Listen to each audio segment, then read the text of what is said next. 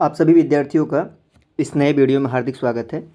इस वीडियो में हम देखेंगे एमए हिंदी का जो लघु शोध प्रबंध का जो फाइल लगा होगा उसको कैसे हम पूरा करेंगे। यानी आपका जो है गोरखपुर विश्वविद्यालय से अगर आप एमए हिंदी कर रहे होंगे तो आपका पता होगा कि पंचम प्रश्न पत्र जो है यानी वो आपका जो है रिसर्च फाइल लगा है जो 100 नंबर का होगा पूर्ण।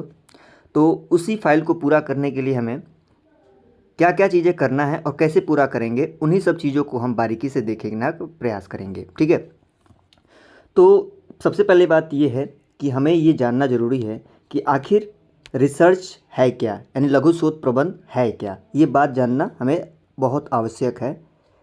तो जैसे कि पता है कि लघु शोध प्रबंध क्या है, तो सबसे पहले उसको जानना जरूरी है कि लघु शोध प्रबंध आखिर है क्या।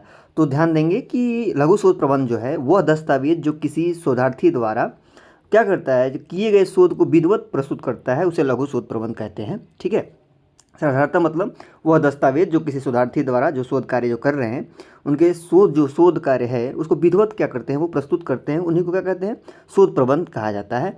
ठीक है, तो ये चीज़ें स्पष्ट हो गई कि शोध कार्य आखिर है क्या।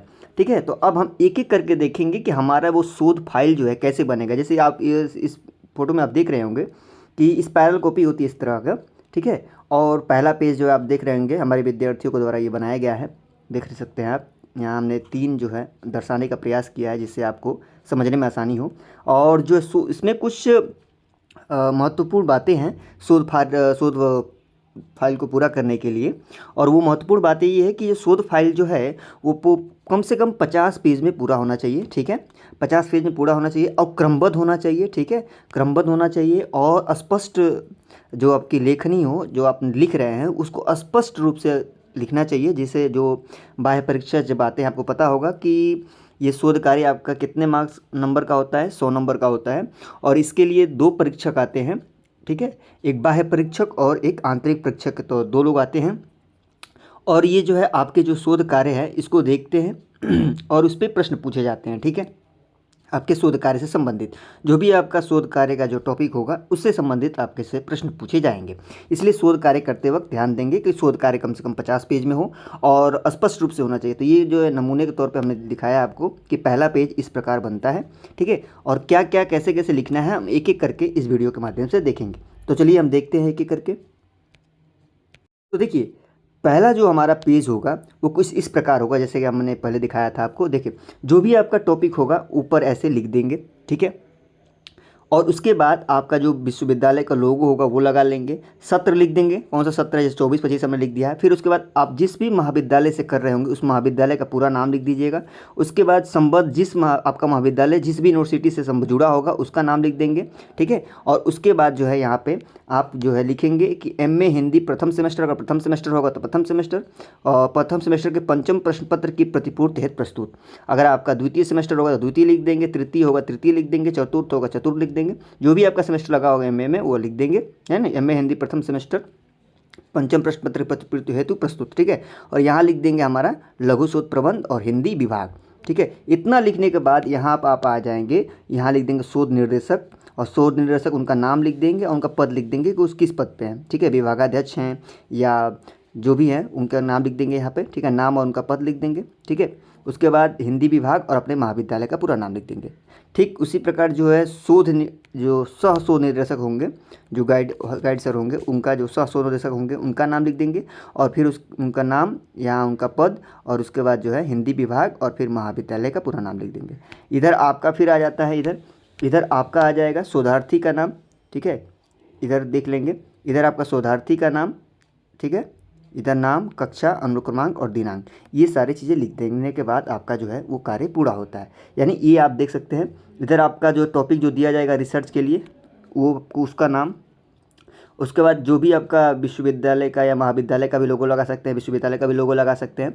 ठीक है, उसके बाद सत्र लिख देंगे, अपने महाविद्यालय का पूरा नाम लिख देंगे, जिस भी महाविद्यालय में आप पढ़ रहे हो, संबद्ध जो आपका महाविद्यालय है वो किस विश्वविद्यालय से जुड़ा हुआ है उसका उस विश्वविद्यालय का नाम।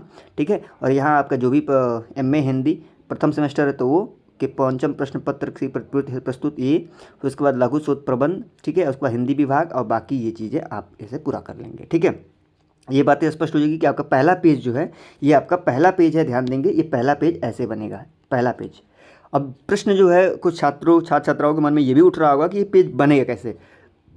देखिए, बनने का मतलब ये, अगर आप कंप्यूटर लैपटॉप चलाना जाना हो तो जानते होंगे, तो आप खुद से कर लेंगे, और नहीं तो साइबर कैफ़े यानी जहाँ फॉर्म भराया जाता है, ठीक है, जहाँ से आप फॉर्म वगैरह भराते होंगे, स्कॉलरशिप का फॉर्म वगैरह भरवाते होंगे, वहाँ जाने के बाद आप इसका स्क्रीनशॉट ले लीजिएगा, और जाने के बाद ये चीज़ें उनको दिखा दीजिएगा, ठीक है, वहाँ पे कि ऐसे ऐसे चीज़ें करके मुझे बनाना है, और प्रिंट आउट आप निकलवा लीजिएगा, अपने फाइल में लगा सकते हैं, ठीक है। आसान है, कुछ नहीं ज़रूरत है, जैसे भी आप, ये जरूरी नहीं कि यही कलर, आपको जो भी कलर पसंद आता हो उस कलर में इसको अच्छे से टाइप करवा के निकलवा सकते हैं साइबर कैफ़े से, ठीक है।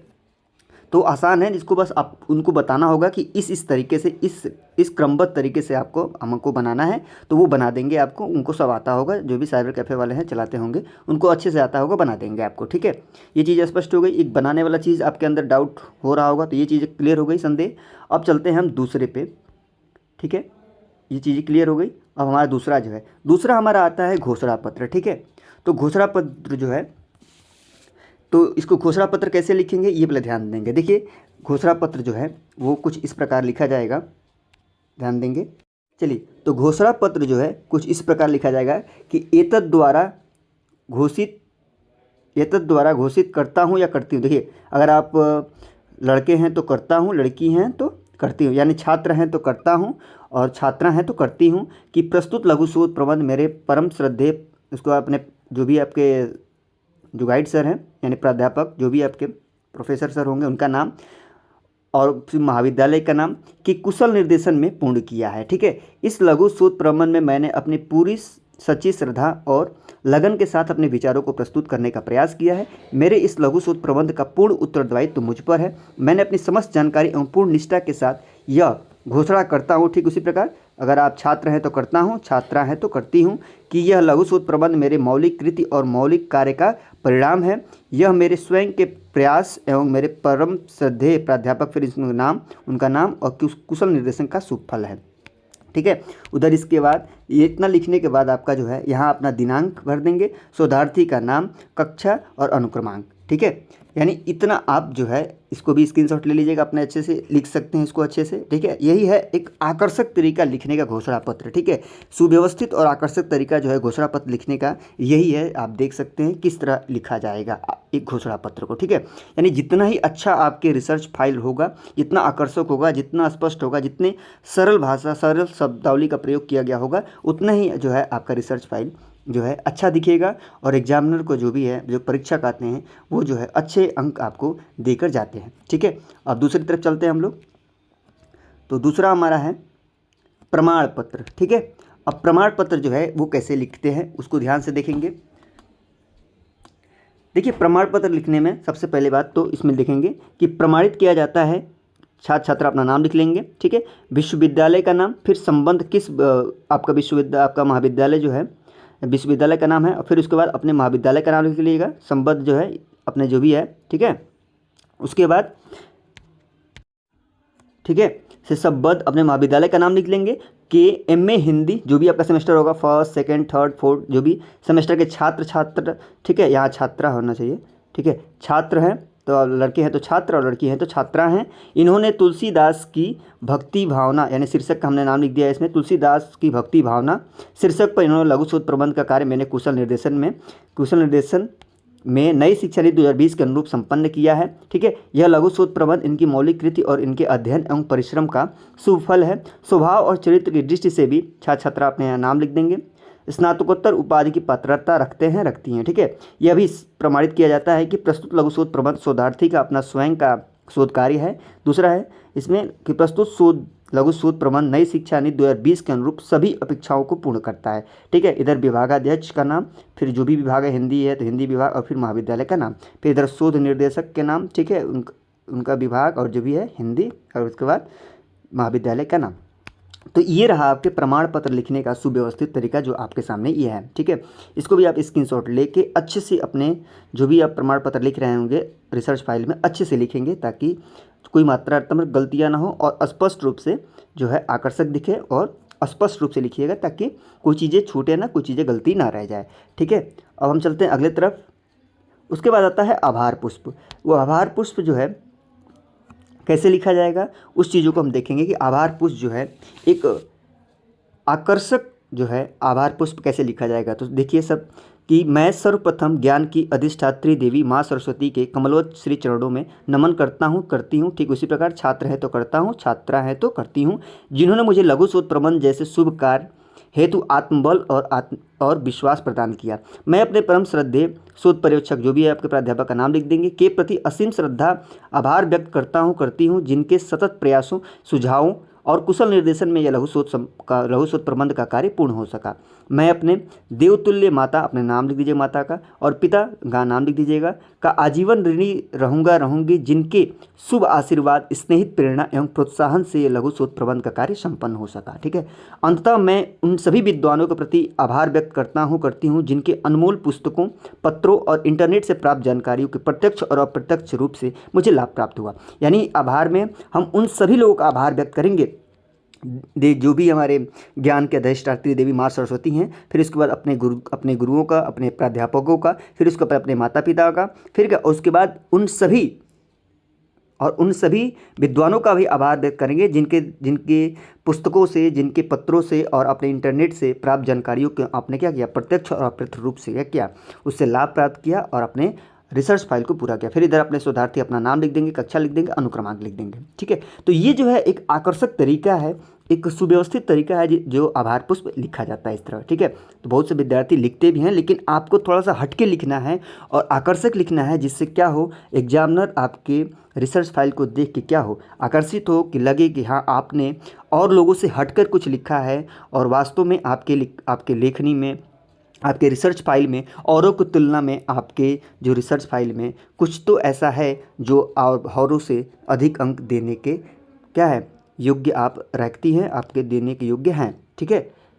तो इतना ध्यान रखेंगे कि आपका रिसर्च फाइल और लोगों से हटके होना चाहिए, जिससे एग्जामिनर जो बाह्य परीक्षक आएँ वो आपको औरों से हटके नंबर दें, कि लगे हाँ आपके रिसर्च फाइल में, आपके लघु शोध प्रबंध में ऐसे बहुत अच्छे से कार्य की गई है, अपने रिसर्च कार्य को अच्छे से किया है, अच्छे से सफलतापूर्वक उसको पहुंचाया है, जिससे आपको अधिक से अधिक अंक मिलना चाहिए। ठीक है।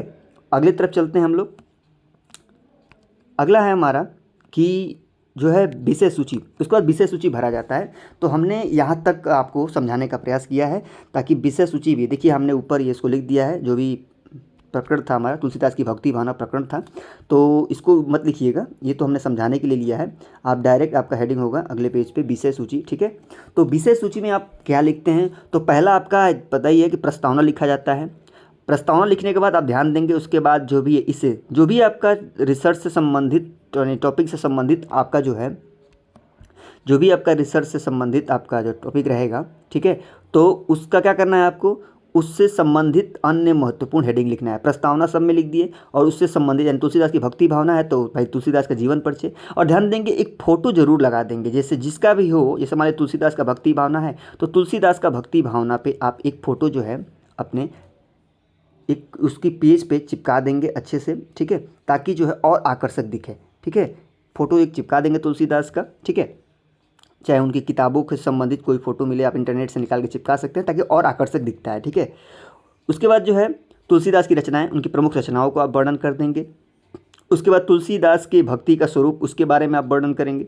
फिर उसको भक्ति के प्रकार के बारे में आप वर्णन करेंगे। तो आप तुलसीदास के भक्ति के प्रकार के बारे में वर्णन करेंगे। तो आपको पता ही होगा कि तुलसीदास की भक्ति के जो प्रकार हैं वो कितने हैं, 3 हैं। तो आपको पता ही होगा, जैसे कि फिर से बता देते हैं हम, सात्विक भक्ति, राजसी भक्ति, ठीक है, और तामसी भक्ति, आपको पता ही होगा। ठीक है।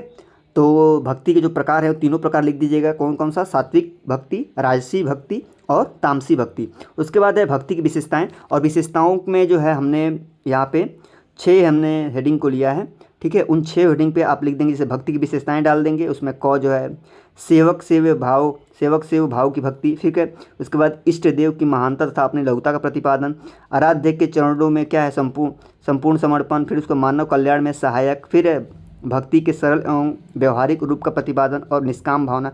ये भक्ति के 6 विशेषताओं को आपने इसमें लिख के एक एक चीज़ें आप पॉइंट में लिख देंगे। फिर 7वां जो है उस निष्कर्ष लिख दीजिएगा। ठीक है। और उसके बाद 8वां संदर्भ ग्रंथ सूची, आपने कहाँ से किन किन चीज़ों को आपने कहाँ से लिखा है, उस सारी चीज़ें संदर्भ ग्रंथ सूची में अंत में भर देंगे।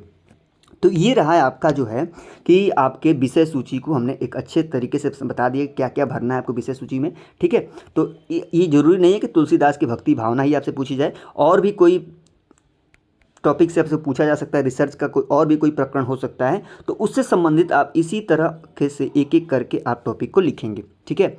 तो यहाँ हमने समझाने के लिए एक टॉपिक लिया है कि तुलसीदास की भक्ति भावना का टॉपिक, और आपको भी इसी प्रकार कुछ अन्य भी टॉपिक को मिल रहे हैं, तो इसी हिसाब से आप क्या करेंगे, पूरा करेंगे।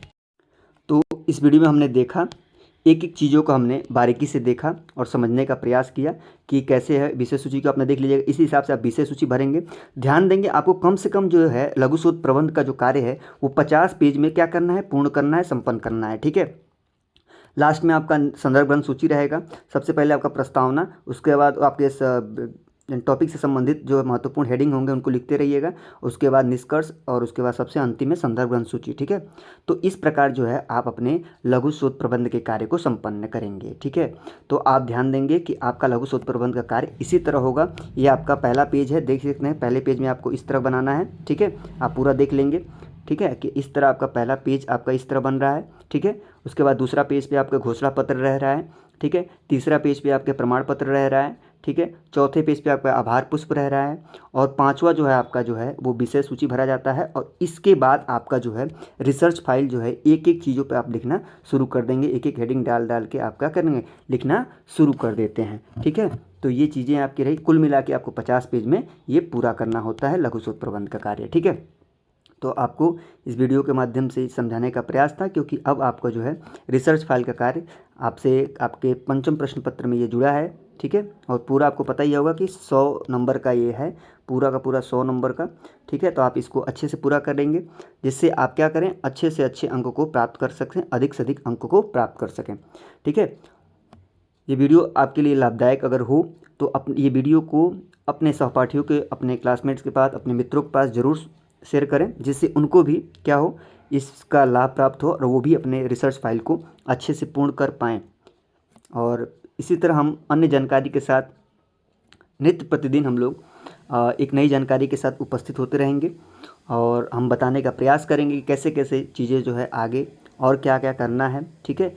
और अपने जो पठन पाठन से संबंधित जो चीज़ें हैं वो तो चल ही रही है, और आगे भी ऐसे ही चलती रहेगी, ठीक है। तो अपने मित्रों के पास भी, जो भी आपके सहपाठी हों, आपके दोस्त हों, फ्रेंड्स हो, जो आपके साथ कर रहे हैं पीजी, और उनका भी अगर शोध कार्य लगा है तो इस वीडियो को ज़रूर उनके पास भी फॉरवर्ड करें, उनके पास शेयर करें, जिससे वो भी इस चीज़ का लाभ उठा पाएँ, ठीक है। तो फिर मिलेंगे अगले वीडियो में किसी अन्य नए जानकारी के साथ, ठीक है। और उन जानकारियों को एक नए तरीके से फिर समझाने का प्रयास किया जाएगा। तब तक के लिए धन्यवाद।